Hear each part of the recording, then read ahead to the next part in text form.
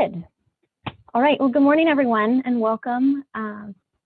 So much for joining us today. I think most of us have been here before a few times, but I think we do have a few new faces as well. So I just want to say an extra welcome to the new folks. We are here at the Yuba Forest Network stakeholder meeting. We hold these meetings quarterly with a wide array of folks working in the forest health, forest resilience realm. And our goal here is to help each other share information, connect with other stakeholders, and hopefully learn something new about what's going on in our watershed and beyond. So let's go ahead and get started today with some introductions. I believe, yeah, Mary, awesome. So like usual, since we have so many people on the line today, go ahead and I see it's already going on. Introduce yourselves in the chat box. Go ahead and tell us your name, who you're representing today. And we always try to have one kind of fun question. So today our question is, with all the summery weather we've been having recently, which is admittedly a bit too early, but still, what is something you're looking forward to this summer? I know we do all have apprehensions about what might be to come weather-wise, but you know, let's keep this one positive. So for example, I'll say this warm weather has really made me crave popsicles, lemonade popsicles, nice and light and something to look forward to. So go ahead and introduce yourselves in the chat box. And then while we're working on that, do we have anyone on the phone calling in today? I didn't see anyone. I don't think, but I just want to make sure. Okay, if no one's on the phone, awesome. Yeah, go ahead, keep introducing yourselves in the chat box. And then before I forget, let's introduce our team running the show here today. So I am Allison Thompson, currently Forest Health Watershed Coordinator here at the South Yuba River Citizens League in Nevada City. And then we also have Mary McDonnell here, our Forest Conservation Coordinator. Mary, I don't know if you want to jump in and say hi real quick, say a few words. Yeah, hi everyone. So glad you all came out today. Thanks, Allison. Yeah, I'm the Forest Conservation Coordinator and I'll be doing some behind the scenes stuff today. Thanks. Awesome. And then Andrew Salmon is here as well. He is Circle's Forest Conservation Program Manager. Andrew, if you want to jump in real quick, say hi. Yes. Good morning, everyone. I'm just going to go ahead and answer the prompt. I'm really looking forward to, I think, a trip to the North Coast, hopefully this summer. Some good afternoons on the South Fork and exploring the North Fork a little bit more. So hopefully we'll stay relatively smoke-free, at least for the beginning of the summer. But I would also just like to make one introductory appreciation as well as announcement. Allison Thompson will be transitioning out of Circle and moving over to the Yuba County Fire Safe Council here in the next month and a half. And we just want to say thank you. She helped and really got this thing off the ground. Everything from the strategy group to our stakeholder analysis at the very beginning, as well as a lot of the communications work. And it's really exciting. She'll continue to be a partner as well as work on the biomass facility. But she will no longer probably be chairing this group. And we're still looking at Circle. We're still looking into some of how we're going to make that switch over. But the Yuba Forest Network will continue on. And we thank Allison for all of her work that she's done so far. And this will be her last meeting as she leaves. Totally. Yeah. Thank you, Andrew.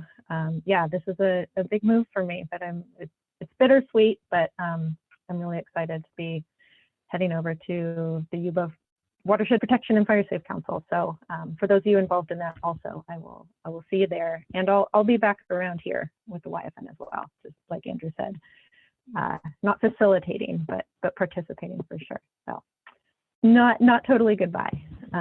And this is still my last meeting, so we can keep on going here today. So again, yeah, just want to say big thanks to our team, to Mary and Andrew.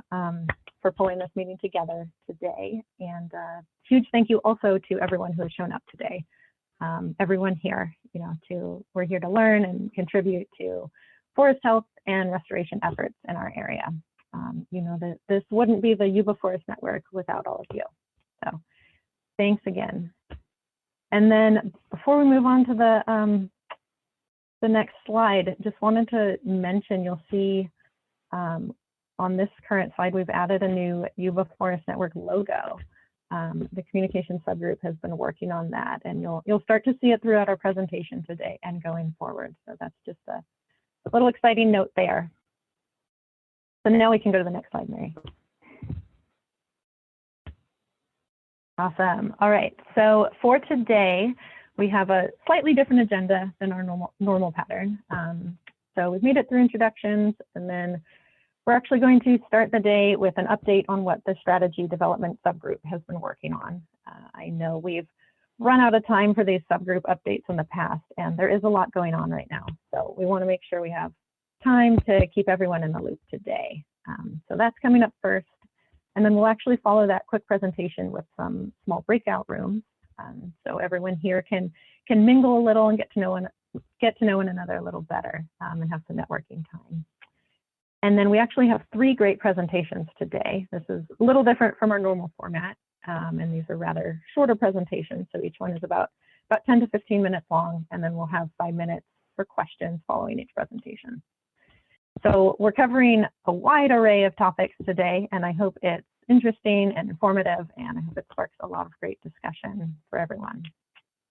And then, yes, one last thing on the agenda, if you have any announcements you'd like to make to the group, any events coming up or projects you want folks to know about, we have some room at the end of the meeting for those announcements.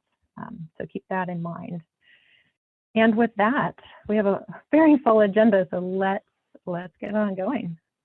Mary, you can go to the next slide. Awesome.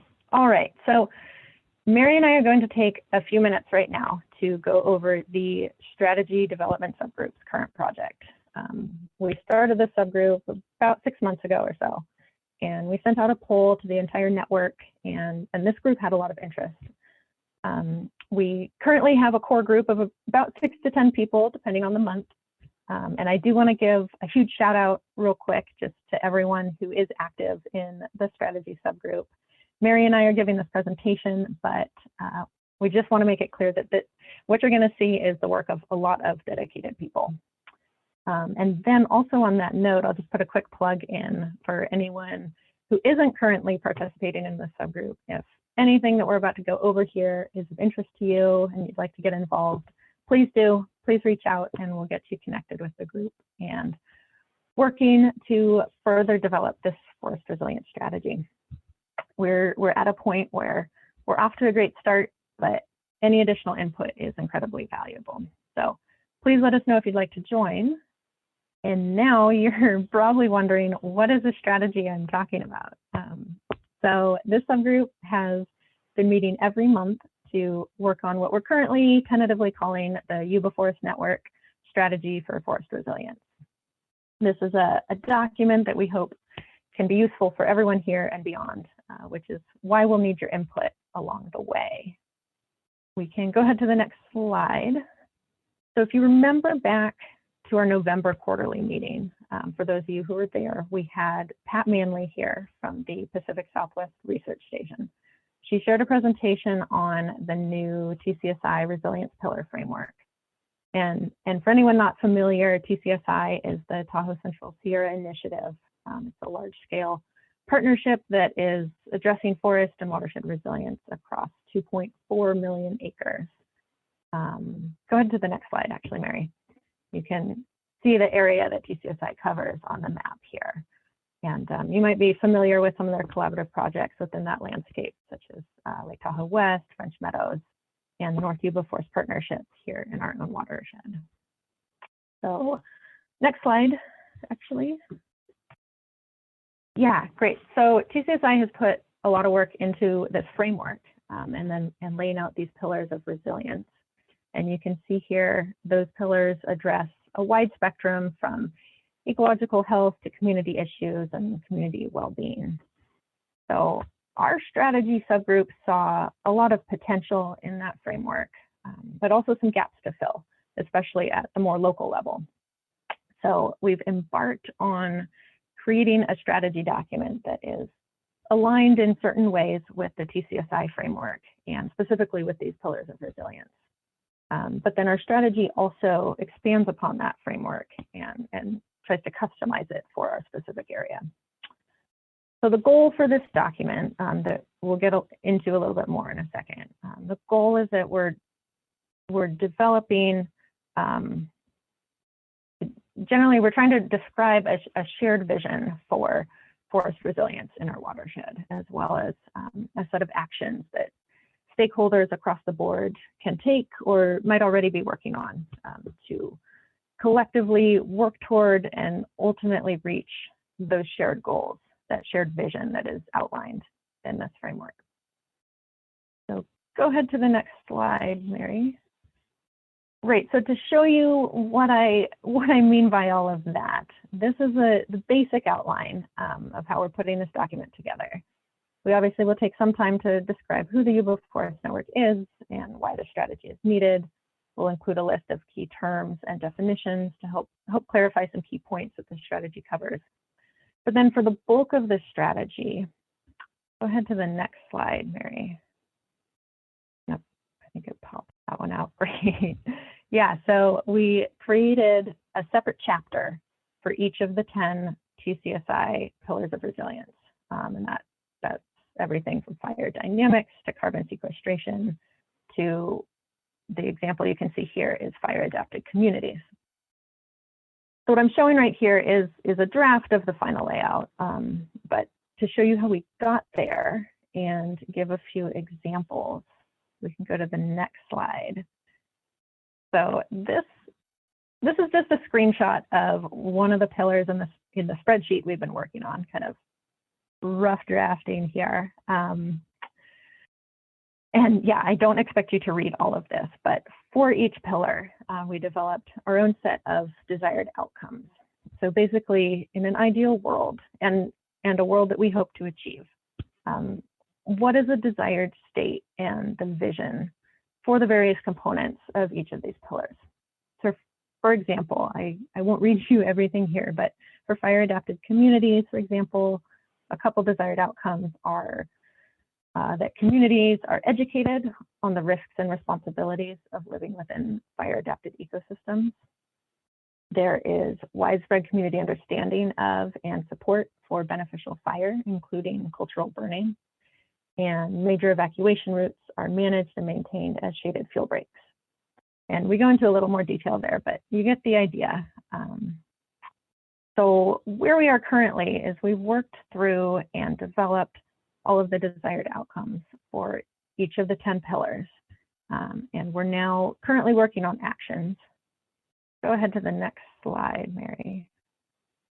So, oh yeah, and this is just looking back at the components of the strategy. So this next step is describing the actions that our local stakeholders are already working on or actions they can take in the future that can help lead us collaboratively to these desired outcomes that we've described. And then to go along with that, you'll see here the next piece is we will have a set of key metrics that can be used over time to track progress toward the desired outcomes. And then all of that will be compiled in an easy to read format. And the goal is that this document will be something useful in planning work and prioritization and applying for funding as well. The idea is that if this strategy document is aligned with the larger TCSI framework, and then smaller projects are aligned with this strategy, that sets all of us up to be that much more competitive for grant funding especially. And we all know that's often a major hurdle in the work we're all trying to do to protect and restore our watershed. So I know that's a lot of information with not a lot of visuals at this point, but we will be sharing a current draft of the desired outcomes with everyone on the Yuba Forest Network mailing list. So I encourage you to take a look. Oh, Andrew, I see a note from you. You'd like to jump in real quick? Go for it. Yes. So I just, as Allison mentioned, like I want to emphasize the importance of aligning ourselves with TCSI, because Thank you. as the state moves more and more towards a regional funding strategy and regional funding prioritization, we really want to be in sync with them. And so I've continued conversations with Pat, and I'm trying to lobby for a few of us who are a part of this group to join at least one or more of their subcommittees. And again, they are pretty robust.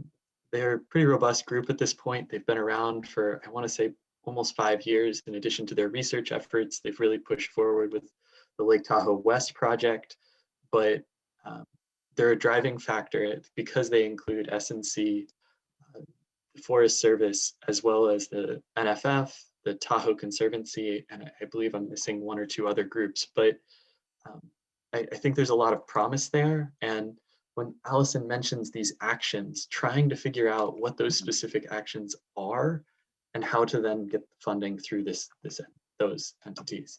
So thanks, Allison. Totally. Yeah. Thank you, Andrew. That was great. And yeah, to go off of what Andrew was saying last there, also to inform this next step of developing the actions, we're going to be following up after today's meeting, and I believe Mary's also going to put a link in the chat at some point. But we have a short survey where we'll be asking each of you to share your organization's goals and any actions you're working on related to forest health and resilience.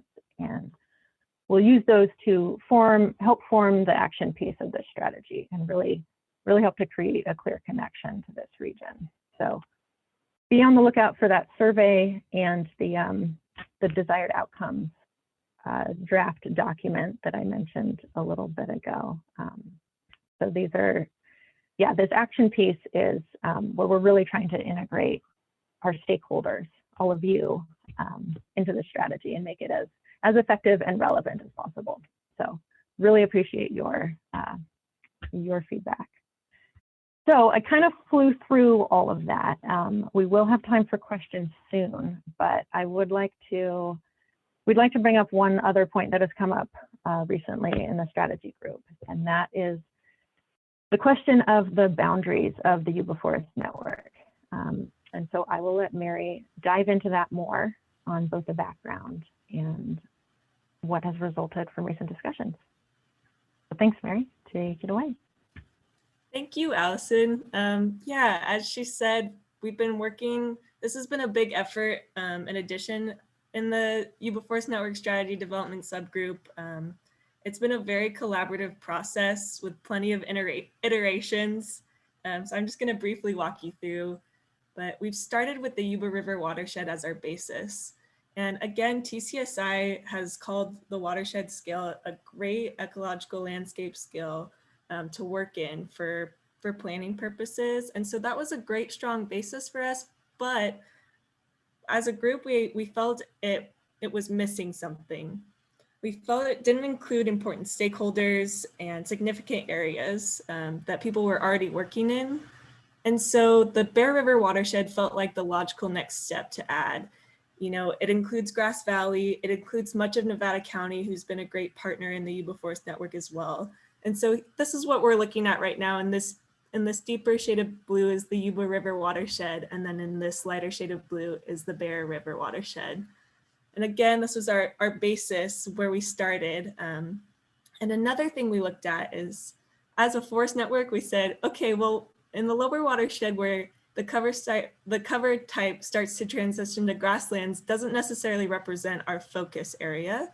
We're definitely, the projects we're gonna do are definitely gonna fall more in this forested cover type area. So just considering kind of, you can see in the satellite imagery background, you can see where it transitions to grassland. And so we're really looking more in this forested area of the Bear and Yuba River watershed.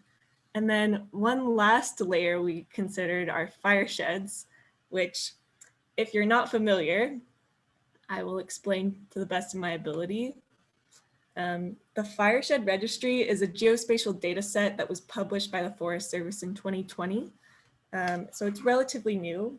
It was made to identify and map similar source levels of community exposure to wildfire risk. And so in this map we're looking at, which I know is a little bit hectic, but these larger kind of salmon thick colored boundaries represent 250,000 accounting units called fireshed areas. And then these smaller project areas are 25,000 acre units. This is an exciting data set. It lies at the intersection of fire science and community risk, which feels like what the Yuba Forest Network is all about.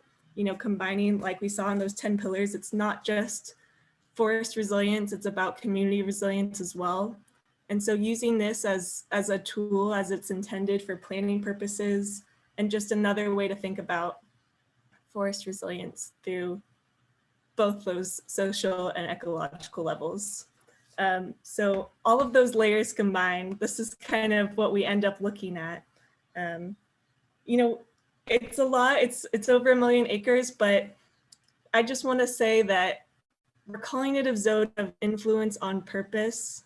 This is not meant to be a boundary to exclude anyone, but rather a way to show regional identity, a way to show where stakeholders are working already, and where they plan to work as well. So again, I know that was quick and a lot of information, but this has been we've been working on this for about a year now. So if any part of this has piqued your interest or raised an eyebrow or anything, please, like Allison said, you're welcome to join our strategy subgroup. We'd love to have more input, and you can also reach out directly to me for further conversation, but we just wanted to give you an update of where we're at right now. And with these boundaries, I think it's just important to account for who's on this call today, right? We look at it and it's almost all Nevada. It's a really heavy Nevada County presence, which is amazing. But this would also ask us to expand a little bit more, right? Further engaging Yuba County as well as getting into Placer County. And that's sort of a decision that the strategy group is still trying to make, right? Because it's going to take additional outreach efforts to get us there. But if this does make sense and if there's enough buy-in, it could be a really great option, especially again to just continue to echo that it's on the scale of projects that TCSI is trying to become more involved in.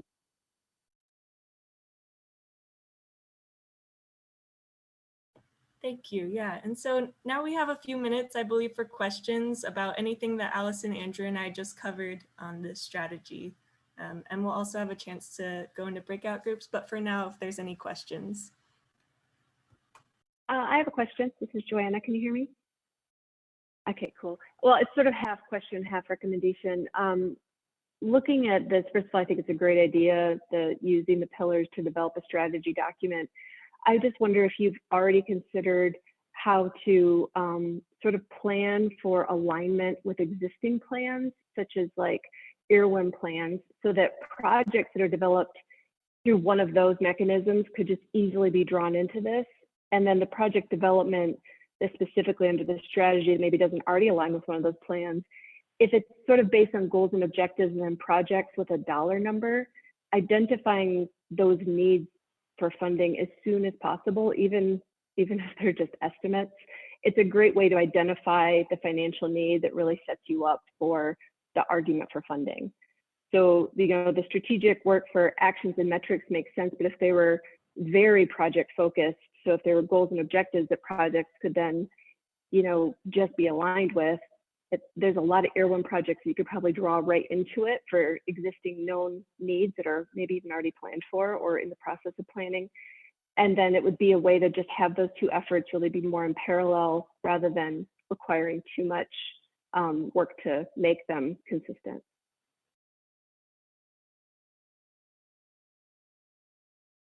Thanks, Joanna. Yeah, that's a great point. We haven't discussed aligning with Irwin yet in the strategy group, but I think, yeah, you bring up a great point, and I think we should discuss that in the future. Feel free to join the strategy group also if you want to. you can add me to the list, and I can always try to attend. Sure, totally, totally. I know we're all super busy. And if Awesome. not, Well, go Joanna, ahead, we'll Andrew. reach out and have Yeah. a separate conversation just to make sure that we are fully considering the finance side, because it's something that we're definitely less familiar with.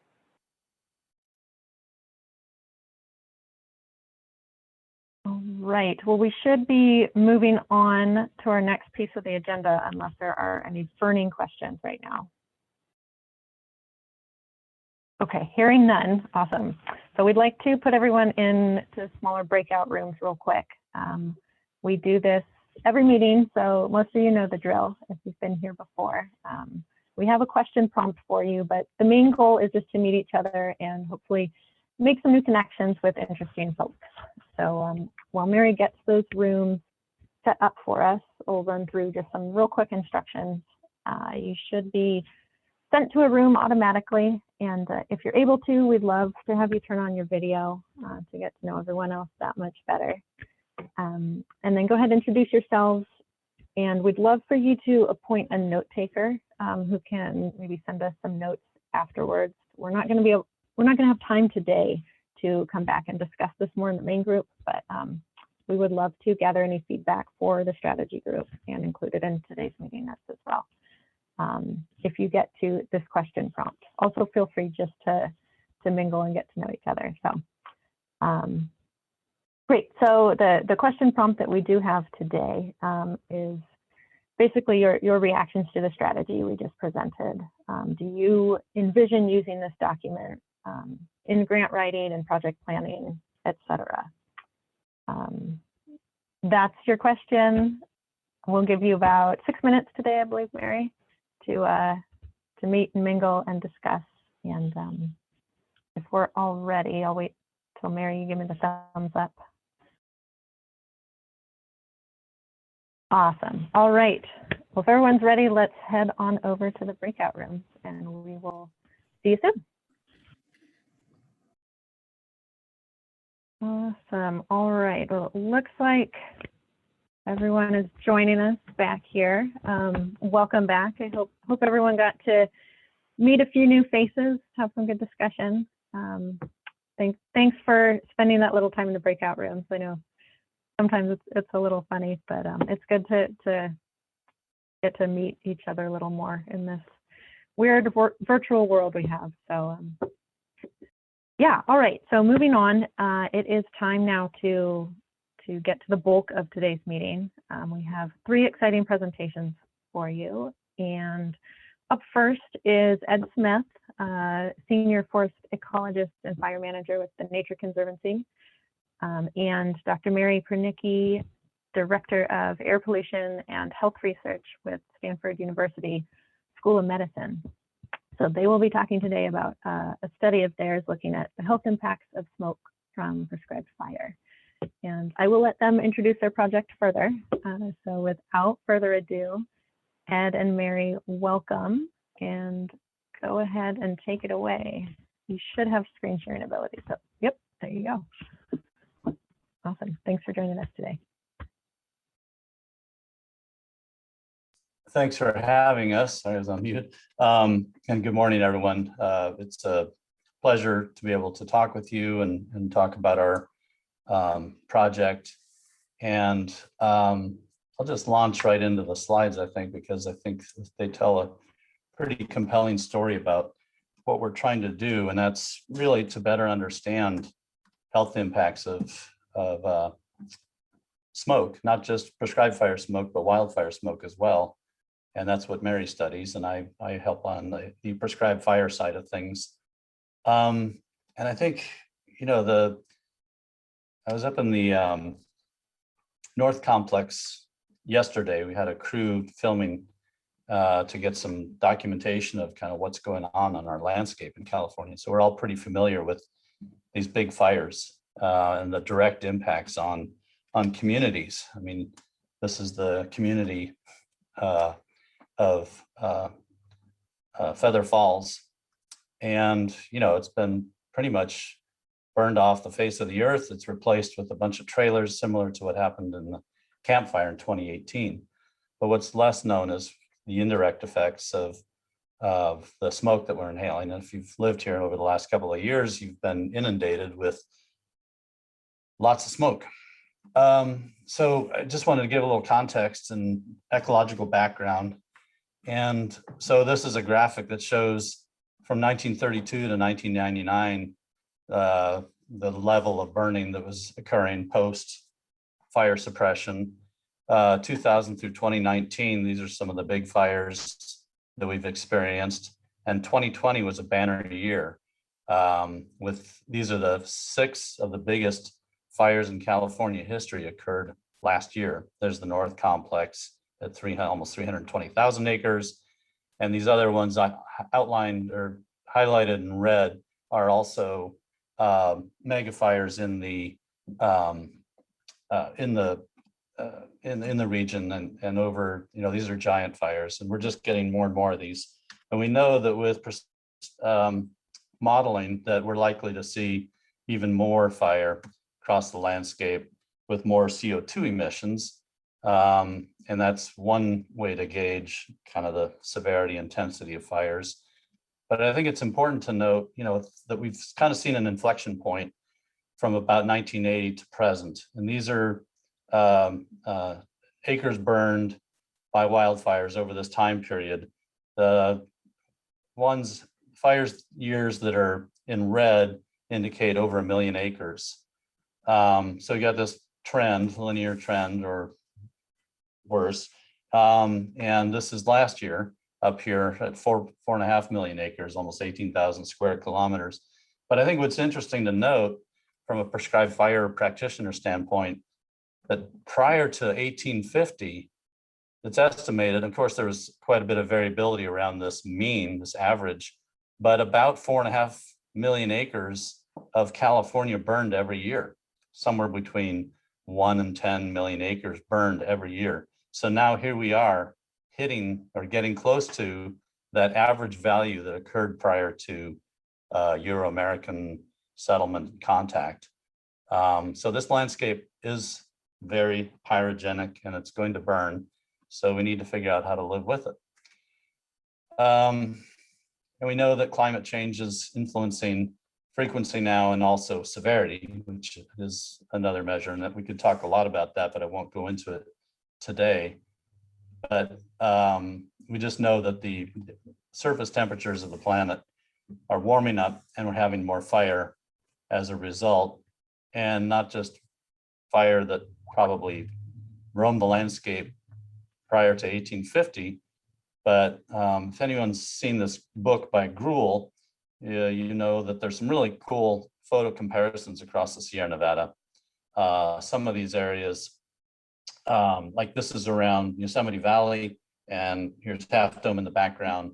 Those early fires that occurred as a result of Native American ignitions as well as lightning maintained a very different landscape than what we see today over on the left panel, same area, and back in 1994. So this is a little dated, but the densification, homogenization of our forests has led to changes, big changes. So, and we know that Native Americans have been important managers of the landscape for millennia, using wood for everything from cradle boards to fire, cooking wood, digging implements, canoes, all kinds of stuff. And they use fire to maintain this landscape in a condition that they could utilize and thrive in.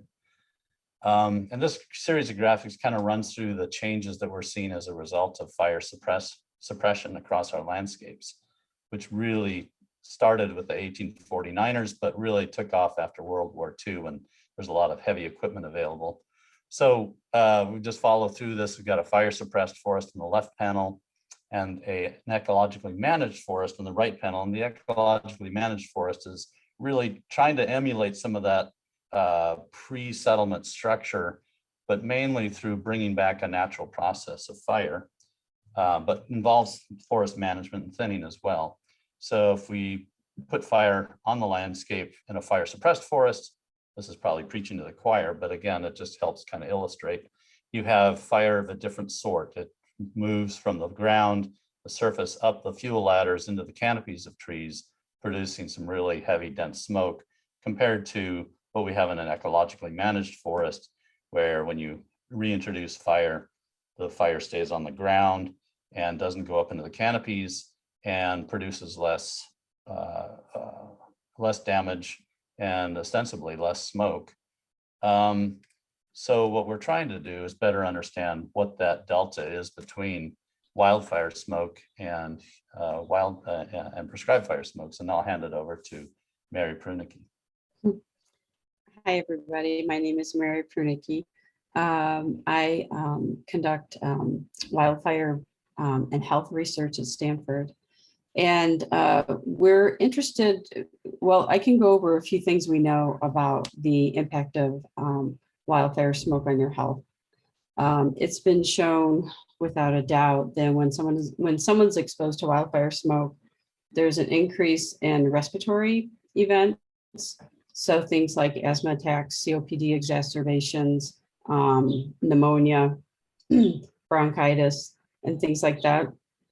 And you can actually see increases in the emergency room visits and hospitalizations for that. But you can also see increases in cardiac outcomes. So things like heart attacks, arrhythmias, and even there's an increase in strokes in those age 65 and older. So we know, and there's more research coming out all the time. I guess next slide. And we're learning more and more about the health impacts. So this slide shows, it's to depict the size of PM 2.5, which is particulate matter, 2.5 microns or smaller. And the reason this is important because wildfire smoke is composed of about 80% PM 2.5. It's also composed of lots of other toxins and things we don't want to be breathing. But there's a lot of air pollution research on PM 2.5. And so we know without a doubt that this is harmful. So it's about 1/30th the width of a human hair. Next slide. And the reason that PM 2.5 is so harmful is because it's so small. When you inhale it, it can go all the way down your respiratory tract to the base of your lungs. In contrast, PM10, which are bigger particles, can only go partway down the respiratory tract. So the PM 2.5 can go all the way down to the base. Next slide, I think. All the way down to the base. Okay, I thought I had a slide of the lung. All the way down to the base of the lung and actually cross over at the level of the alveoli from your air sac. It crosses over into your bloodstream. And so that particulate matter can then travel in your bloodstream to different organ systems and cause various types of damage in your body. So this slide shows what we know from not necessarily wildfire research, because there's not as much in comparison to air pollution research, but we know that increased exposure to PM 2.5 is associated with all kinds of disease outcomes in lots of different organs. So for example, in your lungs, it's associated with 1.6 million COPD deaths, obviously asthma exacerbations, also 500,000 lung cancer deaths. We talked a little bit about the increase in different types of cardiovascular outcomes, strokes. And our lab is actually an immunology lab. So we especially focus on how exposure to pollution and smoke can cause worsening of allergies, autoimmune disease. And there's also research showing that diabetes is associated with air pollution exposure. And then also some cognitive things, like they're finding that there's an association with the rates of dementia and long-term increased air pollution exposure and other things. Next slide, please. And so what we've shown, we conducted a small study in conjunction with the Nature Conservancy, looking at the impact of a prescribed burn versus a wildfire smoke exposure. And we actually looked at kids aged 6 to 8 in Fresno. And these kids are routinely exposed to wildfire smoke because they're near Yosemite. And we had blood collections from these children, and then we went back to see which kids were exposed to either a prescribed burn or a wildfire or neither, about 90 days prior to the blood draw. Next slide. Skip that one. Oh, okay. And so what we found is that we looked at the amount of air pollution during a prescribed fire versus a wildfire. We saw, as you would expect, that there's more PM 2.5 during a wildfire exposure than a prescribed burn, but also all the other pollutants that we were measuring using the EPA central site monitors. Next slide, please. And then when we looked at the immune system of the kids, those who were exposed to the wildfire smoke had significantly less of one type of immune cell called the Th1 cell, which is critical for the balance in your immune system. You know, those who were exposed to the prescribed burn versus controls who weren't exposed to any fire, they were not significantly different. And so, next slide, please. And so what this suggests, although, you know, it's hard to replicate because doing studies with kids and wildfires is not something that's easy to do. But what it suggests is that the prescribed burning, you know, probably because you are exposed to less smoke, is less adverse to your health than being exposed to a wildfire. So we've talked about the fact that wildfire smoke has lots of toxins. PM 2.5, it depends on what's being burned, what the actual composition is. We know it's associated with increased death and disability. We know it causes health problems. We're finding out more and more with the research. You know, it makes sense that a prescribed burn where it's controlled and the smoke can dissipate up into the atmosphere, produces less pollution overall than a wildfire. And so the reason we're speaking to you today, next slide, please,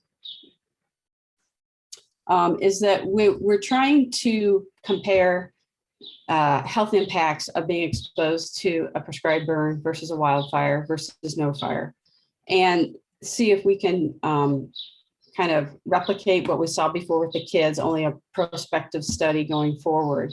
And what this would involve is we found a way during COVID, since people aren't able to come into our clinic as they were before, is that we're able to use finger sticks, just like when you test for diabetes, a finger stick, and pricking your finger to get a sample of blood. It's sent back in the mail to our lab, and then we analyze it to see if you have immune changes when you're exposed to a prescribed burn, and not hopefully, and if unfortunately there is a wildfire, we can also compare your immune response to that. Next slide, please. And yeah, go ahead, Ed. Sorry, yeah. So this is just some of the project areas that the Nature Conservancy is working on with partners, primarily the Forest Service, but others as well. So on the right-hand side, we're working in the North Yuba, and this smoke screen kind of shows you the level of exposure in the communities. And it's really focused on, this is from the prescribed fire burn plan. So it really just tells you kind of operationally where you're going to have an impact with visual smoke. But we know that the particulate matter goes much further than this. So people often ask, well, I live in Reno, I live in San Francisco, so I'm not really eligible. Well, yeah, you are, because the smoke particles, especially from the wildfires, travel long distances depending on the wind direction. So we are interested, Mary's interested in getting participants from areas that are not only close by, but also further away, because we're all getting exposed to smoke. So this just tells you some of the projects that shows the smoke screening from a couple of projects. And that's pretty much it. We need participants, and Stanford has a way of enrolling you very easily. You can snap your camera with your QR code reader on this QR code and get taken to a website, and you can enter in your information. It's all about being informed and voluntarily participating in the study. But anything else to say, Mary? It's pretty simple to enroll, right? It's easy to get involved. Yeah, I mean, I'm happy to answer any questions. You're welcome to email me or go to the study pages website, and there you can learn a little bit more in general about the studies we do. And then if you enter your information, someone contacts you to give you more information to see if you would like to sign up. So basically, when someone signs up, we send these kits to their house, and potentially also these little portable air monitors. And there's surveys associated with it. And then if there is a prescribed burn in your area, we would have you sample your blood before and after. If unfortunately there is a wildfire, we would do the same thing. And then we would try to follow you, throughout the wildfire season to learn more about both the short-term and long-term impacts of the wildfire smoke, or prescribed burn smoke. Yeah, so that's the last slide. We're going to share the PDF with Allison and Mary so that can be distributed. If anyone has any questions, if we have time for questions, we can take that now. Great. Yeah, thank you. Thank you, Mary and Ed. This is great. And yeah, we can definitely share your contact info if that's all right with you, and the presentation out in the meeting notes. But yeah, we have probably a couple minutes for questions if anyone has any right now. Go ahead and you can just unmute yourself and ask away. Hi, yeah, this is Bree Tiffany from the National Forest Foundation. This is, super exciting to see. I'd love to tell some of my contacts here in Nevada City about this study, and I'm just curious with the prescribed fire, do we receive a notification when a prescribed fire is happening in our area? Or is that something, where we could check? I guess we're expected to check Yubanet or one of those other sources to identify if there's a prescribed fire in the area. Yeah, I think, Forest Service is probably here, they can answer, but I think you can get on a notification list for a specific geographic area if you contact the National Forest. Otherwise, yeah, maybe Yubanet or through the Air Quality District, Northern Sierra Air Quality District, or one of the others might help. Speaking from a place of total ignorance, Bree, that's a great idea and may actually be something that the Yuba Forest Network could provide if we were to get in touch with CAL FIRE, Forest Service, the Air Quality Control Board, and then maybe try and post it on our hub that we already have, as well as the established listserv that we already have. So we'll look into that further. Okay, thanks. Yeah, that'd be great. I mean, I think most people around here check Yubanet and the Tahoe National Forest Facebook page pretty regularly, but if we had like one centralized link to just share out with people, that'd be great. Yeah, agreed. Good point. Great. All right, time for probably one more question, if we have any.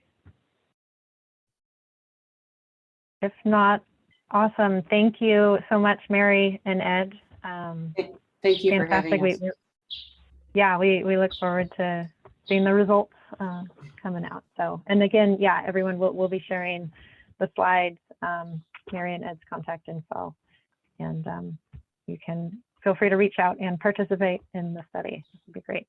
So, Great. Thanks, Allison. Thank you. So, yes, of course. Thank you. So we are, as always, kind of tight on time. So we're going to move on to our next presentation. So next up, many of you may have heard of Yuba Water Agency's Yuba Foothills Healthy Forest Project. It's funded by a CAL FIRE Tcsi grant. And so we are pleased to welcome Joanna Lassard from Yuba Water Agency here today to give us an update on the progress of that project. There is a lot of great work happening on the ground out there. So Joanna is going to tell us all about it. And I think I will keep it that simple. So Joanna, if you are ready, go ahead. Can you hear me okay? Yes. Okay, good morning, everyone. So I'm turning my camera just to say hello, and I'm going to turn it off just to make sure there's no Wi-Fi competition happening, because I am in the Foothills, and makes it tricky for me sometimes to share my screen. So can you guys see a picture of me? Yep. Awesome. Okay, great. So I'm going to progress kind of slowly through this and just make sure the slides are advancing. If I get ahead of my slides, please someone just shout out, slow down. I don't have that many slides, so I think I'll be on each slide for a little while. But yes, hello, good morning. Happy to be here. My name is Joanna Lassard. I'm with the Yuba Water Agency. You can see my contact email there. If anyone has any questions or follow-up after this presentation, feel free to contact me. I wanted to just do a quick introduction of myself for anyone who doesn't know me. I started with the agency in July of 2020, but previous to that, I was a contractor working on a lot of the same projects that I'm working on now. So you may recognize my name, but my details have changed. My key roles at the agency are supporting the water resources team for a variety of projects and programs. I'm also the co-coordinator of the new Yuba Water grant program and the technical team lead for a couple of program areas there, which I'm going to talk about a little bit more at the end of this presentation. I'm the Yuba Earworm lead, and I'm also the Watershed Resilience Program lead, and the project that I'm going to give you a summary of is included in our Watershed Resilience Program. The Yuba Water Agency has developed a variety of new programs to help reach stakeholder goals and objectives in our region. The Watershed Resilience Program is geared toward developing projects to reduce the risk of catastrophic wildfire and to achieve watershed resilience through reduction in fire risk. So this slide shows the current list of projects included in the program. We support the Yuba Fire Safe Council. I'm going to tell you a little bit about the Healthy Forest Grant in a minute. We also support the Kemptonville Community Partners development of a biofuel plant and business center. We're working with the Sierra Fund on the development of a resilience bond targeting mine remediation and meadow restoration. And then we're a partner in the North Yuba Forest Partnership and an investor in 2 forest resilience bonds for the Yuba Project and the Trapper Project. And those are the first forest resilience bonds, which are environmental impact bonds targeting watershed resilience and forest health. So we're really excited to be part of that. So if you have any questions on any of these projects, feel free to get in touch with me. So the Yuba Foothills Healthy Forest Grant is this is a CAL FIRE program that was awarded to Yuba Water Agency in 2020. It's a $4.5 million grant from the California Climate Investments Department of Forestry and Fire Protection Forest Health Program. It's a really competitive program, so we were very excited to win this grant. Steve Andrews actually helped to write and coordinate this grant. If you know him, he's the current executive director of the Yuba Fire Safe Council, and he and I wrote this grant together. It includes forest health and fire risk reduction treatments on 5,400 acres in Upper Yuba County, and it includes partners across several types of landowners. So we have the Plumas National Forest, several private timber companies, both industrial and non-industrial. There's also some acres that are owned by the Boy Scouts of America and a small parcel owned by the Yuba Water Agency. The little picture in the upper right-hand corner is the road signs that we developed to sort of alert people to works happening in the region under this grant. So if you see this sign on a road when you're driving around Upper Yuba County, that means that there's work underway covered under this grant. Hopefully you're seeing a map right now of the project area. The red dotted line is what's called the project influence zone. This is the area where fire modeling has indicated will likely benefit from the treatments included in this grant. So it's a 71,000 acre area with an estimated over 2,700 structures that are currently at high risk of wildfire. This map shows both yellow and gray hashing. The yellow areas are previously treated areas, and the gray areas are the treatment parcels included in this grant. So this grant was strategically developed to fill in high need, high fire risk treatments among areas that had previously been treated. So some of these are new treatments, some of these are follow-up treatments, but it's intended to provide a benefit to this entire project influence zone. So this table has a lot of writing on it. I'm just going to go over it just to show you a summary of how complex this project is.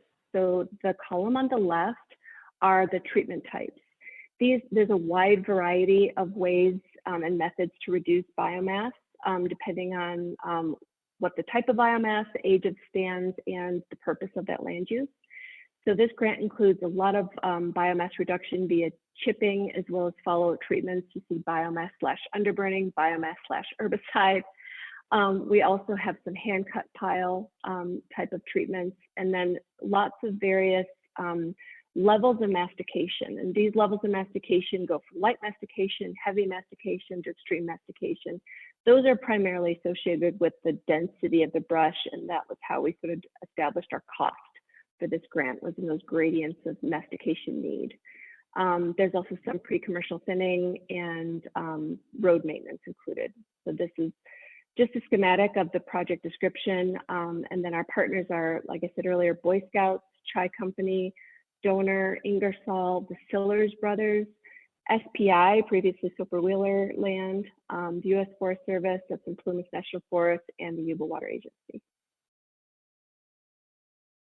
So we're started, and we've got quite a few accomplishments to date. The first accomplishment was completing CEQA using the California Vegetation Treatment Project Checklist. This is a new CEQA document that was developed associated with the California CAL FIRE, developed a programmatic EIR basically to streamline CEQA for projects like this one. And then the Cal VTP checklist is the document that aligns with that programmatic CIR to help CEQA be completed as new projects are developed. It really did meet the goal of streamlining CEQA. We worked with Ascent Environmental for this document. They actually wrote the programmatic EIR, so they were very familiar with the Cal VTP checklist document and format, and they were able to complete our CEQA for this complex project within about 3 months. So it really did streamline it and really did decrease cost. And so if you have questions about Cal VTP, if you're just getting into a project using it, feel free to reach out to me. So we've completed treatments on about 1,900 acres so far. Biomass chipping operations have been completed on 1,654 acres. Pre-commercial thinning has been completed on 137 acres. Light mastication on 65 acres, heavy / extreme mastication on 45 acres, for a total of just over 1,900 acres so far. As I said, there's road signs that are being put up. This is a photo of the road sign adjacent to some chai treatments. So if you see it out there, get a picture and send it to me. I'd love to see people reacting to the project. And also, it also helps people sort of be aware of why there may be more traffic or trucks in an area. If they start doing underburn, why there may be smoke associated. It helps to have these kinds of signs out so people are not worried about what's happening and they know it's temporary. So I have a series of photos now showing kind of pre and post treatments of the work that's been done so far. So these photos are from Soper Wheeler, and that land ownership is now taken over by SPI, but these were done when it was still Soper Wheeler in fall of 2020. The top photos are pre-biomass chipping photos, and then the bottom photos are the exact same vantage point after the work was done. So this is a great illustration of that change of ladder fuels. So this area now will be a much lower risk of spreading a catastrophic wildfire and killing these larger trees. These are some pre and post photos of Ingersoll's property. So this is before and after mastication on the north side of Marysville Road. And again, same goals, reducing ladder fuels, removing small trees and leaving the larger trees to make sure that there's adequate habitat and a good, healthy forest. And here's some pre and post photos of some biomass sitting on Indiana Ranch, which is chai land. These were done recently in 2021. So the next steps for this grant are to complete the treatments on Tcsi, Ingersoll, and SPI land. We need to start the treatments on the Plumas National Forest land. We think that will probably kick off later this year, as well as Fillers, Donor, Boy Scouts, and the Yuba water parcels. We're also trying to track the benefits of this grant in terms of fire risk reduction, forest health, but also jobs creation. That's a requirement for these types of grant programs. You actually track any kind of employment created from the grant. And then we hope to use this grant project to kick off additional new collaborative projects with our regional partners. So I wanted to say real quick, the Watershed Resilience Program, which is again a program developed by the Yuba Water Agency, is eligible for our new Yuba Water Community Impact Grant and Loan Program. This program was approved last year by our board to basically support projects within Yuba County. The intent of that money is about $10 million per fiscal year, is to leverage support for projects to get external grants. So if you have a project that you're developing that fits the goals and objectives of any of the programs in the policy, and I've got a link to the policy on the next page, but specifically the Watershed Resilience Program, and it's within Yuba County or can be shown to benefit Yuba County, this grant and loan program is there to help provide cost share if needed and other types of support to make sure that we can help get as many stakeholders as possible funding for important projects like this one. So that's all I had. I've got some links here to the program policy and to our Watershed Resilience Program. This is my email. Feel free to contact me, and I'm happy to take any questions.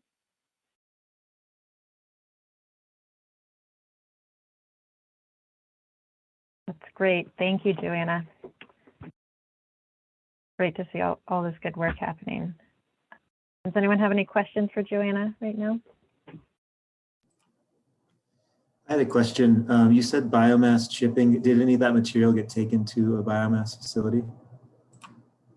Yes, and I cannot tell you exactly where. I think some of it actually is being stockpiled because there's a backup in the need for chips. So I know the intent is that they'll be going to facilities, but I'm almost certain a lot of it's being stockpiled at the moment. Allison actually might know. I was going to say, yes, I've heard a fair bit actually went to Wheelabrator up by Reading.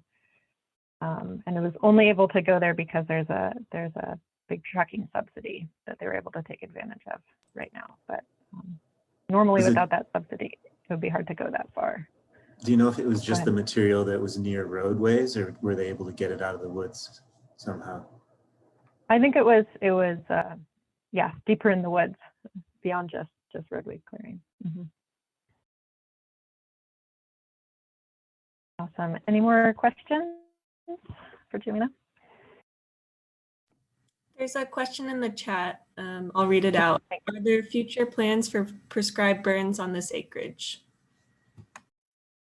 Yes, there is underburning included in the grant in future years. And, it really is weather dependent and dependent on the ability of the contractors to do other work. So it's all very important to be timed around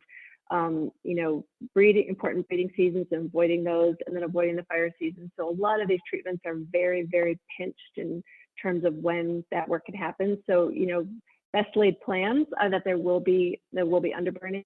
And if that's not possible because of just the dryness, then possibly there'd be herbicide follow-up or something else.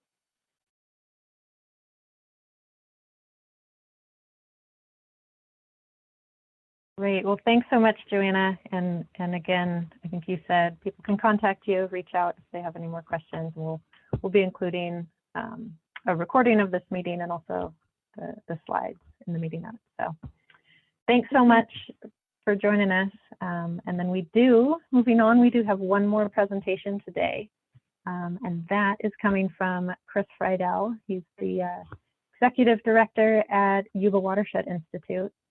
And I'm sure will tell you a bit more, but yeah, about a month ago, Yuba Watershed Institute, along with some other partners, hosted a prescribed fire training exchange here locally called Trex Yuba. So he's going to share a report with us on how that training went. And yeah, that's all I have to say. So Chris, I will let you take it away.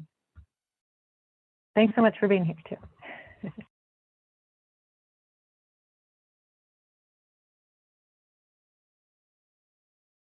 Sorry, I needed to unmute myself. Okay, can everyone see the presentation? Mm-hmm. Okay, so yeah, Caltrex Yuba 2021 was an event that happened in April, and it was a collaboration between a number of different organizations. Yuba Watershed Institute was involved, and so was Circle and Sierra Streams Institute, Sierra Forest Legacy, the Fire Safe Council, and Open Canopy LLC. And I just wanted to say that, yeah, so what is a Trex? So a Trex is a prescribed fire training exchange, and it's a model that was developed between the Forest Service and the Nature Conservancy. I thought that this graphic was really interesting. It shows how Trexes have grown in popularity over the last 10 years or so. You know, going from— Sorry, Chris. I think Yeah. we're still on the first slide, and we're seeing not like a full presentation, but just like the format. Oh, okay. Hold on a sec. Let me start it. I think I had a few different versions of it open, so I'm going to start it over again. Cool. Thanks.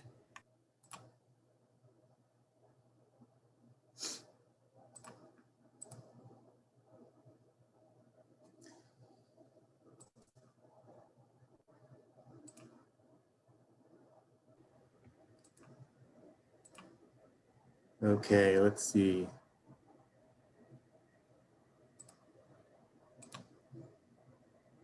Is that working now? It's giving us the presenter view.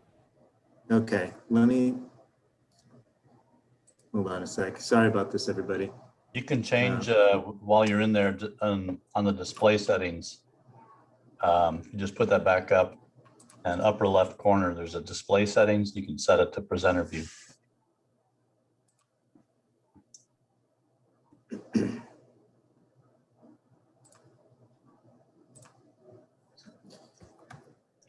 Okay, I'm going to start it trying this again. I apologize, everybody, for this delay.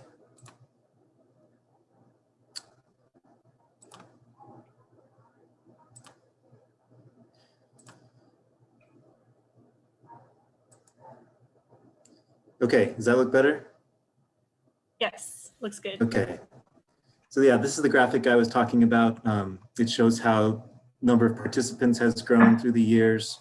But also if you look at those little pie charts, a lot of them in the beginning were TNC burns and Forest Service burns, but it's really turned into working with a bunch of different agencies, you know, local governments, state agencies, NGOs, private folks, tribal members.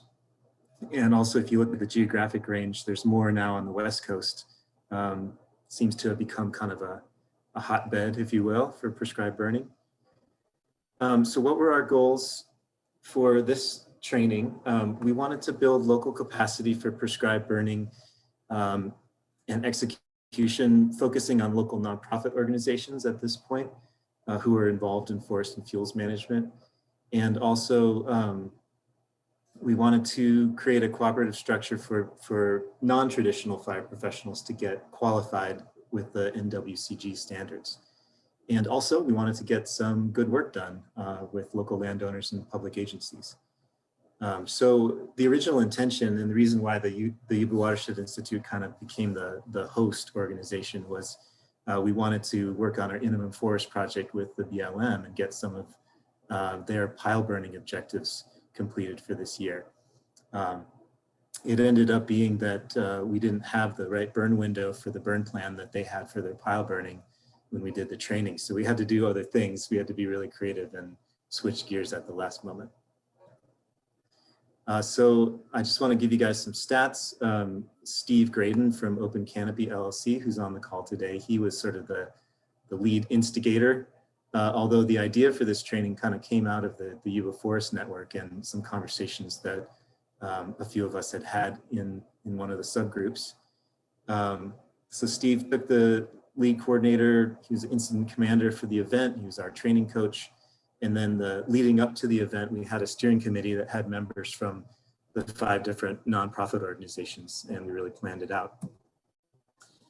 We had 12 participants, not including Steve, and we got 10 of those folks newly certified as firefighter type 2s. We completed a bunch of trainings, including all those people got their basic 40 wildfire training done, or the recertification if they'd already had it done, did their pack test. We did some fire line construction and learned about engines and hose lays with some help from the North San Juan Fire Protection District volunteers. We went over and helped with the American River Ranger District's Deadwood RX underburn for a couple days. Went over to Ananda Village and helped them think through some burn unit layout. And then we had some fire effects training and training on entrapment. I'm just going to give you guys some photos. This is a photo of some folks doing fire line construction over at Nina Allen Cunningham's property. The Deadwood underburn, when we arrived, the first day we just kind of helped clean up some of the fire lines, but when we arrived, we were doing holding on some of the lines, and you could see some of the fire effects were pretty strong. We got some fire headed up into some of the trees. You can see us walking down to our holding assignment, and they're lighting along the side of the road there. This is us on the left, kind of holding the fire line, and then it actually started sleeting and raining on us, so the burn got called off. But so we didn't actually get to do any lighting, but we got to integrate into the command structure for the day and really got some good experience on what it's like to be on a federal burn. And that one ended up getting, I think they got about 700 acres of burning done in the following weeks. Like I said, we did some fire effects class with Dr. Joanne Feitz-Kaufman and Gabe Foster over on the Yuba Ranger District. This is us over in the Pendola area looking at some prescribed burning that had been done there and talking about some of the ecological effects. And then, just to wrap up, this is the second training that Steve Graydon has organized in our area, and I think we want to do more in the future. And this is just my ideas, summing what we've talked about, what we want to do in the future, which is we want to have more people who are trained up in the higher levels of prescribed fire so that we can have a greater span of control and actually have more than 12 people join, including members of the local community, hopefully. We'd love to have greater integration with ongoing local prescribed burn programs like what's happening on the Yuba River Ranger District, so we can keep it a little bit more local. We would love to do prescribed burn prep and execution on private lands, which we didn't incorporate into this training, but that would require funding to get a paid private burn boss. And then, we've also thought about whether it makes sense for the participants to actually receive their federal incident qualification cards, which may allow them to help out with federal burns outside of the Trex format. So there's my contact information and Steve's contact. I know Steve is also on this call, so if anybody has questions and wants to ask me or Steve, or actually a lot of participants are actually on this call today, so people can weigh in.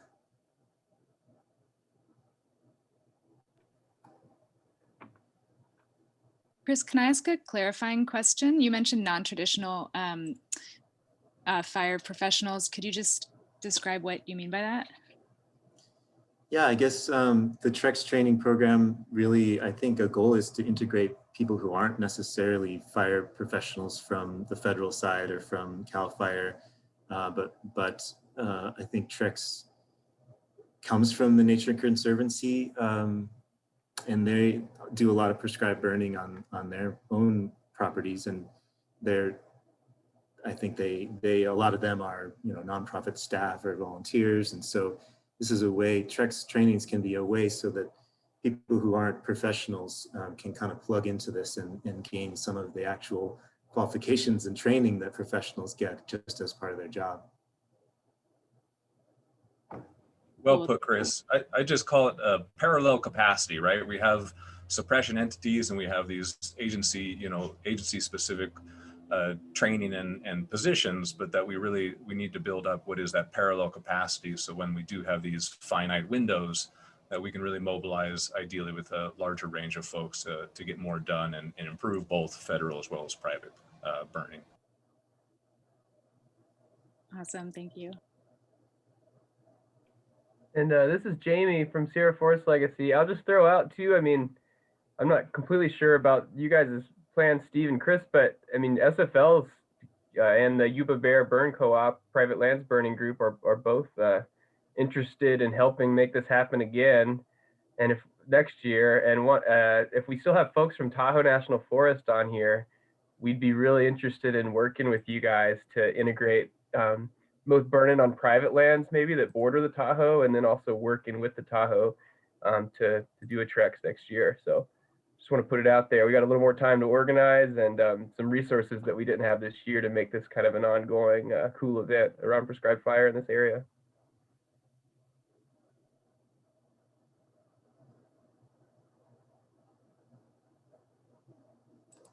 And I would just say that for some of that, the earlier we get going with some of that really helps the recruitment and essentially the type of folks we bring in to participate. As we move out of this, pandemic kind of type of organizing, ideally we're able to bring folks in from outside of the area to kind of do that cross-pollination, enriching learning experiences. So lead up time is huge just to get those agreements or to identify best partners or avenues for working together, but it's all I think everybody can say that once things got moving, everybody jumped in and we got a lot done.